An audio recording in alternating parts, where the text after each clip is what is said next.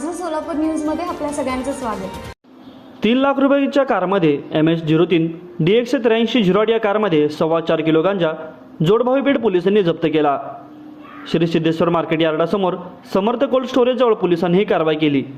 परशुराम भानुदास हेळकर, राहणार साकी विहार रोड, पवई, मुंबई असे अटक केलेल्या संशयितांचे नाव असून जोडभावीपेठ पोलीस ठाण्याचे सहाय्यक पोलीस निरीक्षक सोमनाथ पडसळकर हे मध्यरात्री आपल्या पथकासह बाजार समिती शेळगी परिसरात पेट्रोलिंग करत होते। त्यावेळी त्यांना बाजार समिती समोरून शेळगीकडे जाणाऱ्या सर्व्हिस रोडवर एक मुंबई पासिंगची कार थांबलेली दिसली।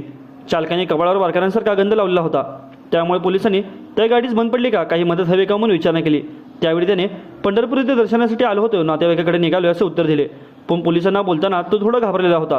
पोलिसांना संशय आला। कार तपासते असता डिक्कीतील पिशवीत 2-3 किलो गांजा असलेली पाकिटं पोलिसांना मिळाली। त्याला संदर्भात विचारणा केली, पण त्याने उडवडीची उत्तर दिल्याने पोलिसांनी त्याला अटक केली आहे। पंढरपूरला दर्शन करून आलो म्हणून सांगणाऱ्या परशुराम हेळकर वर्ष 47 याच्याकडील कारमध्ये पोलिसांना गांजा मिळाला।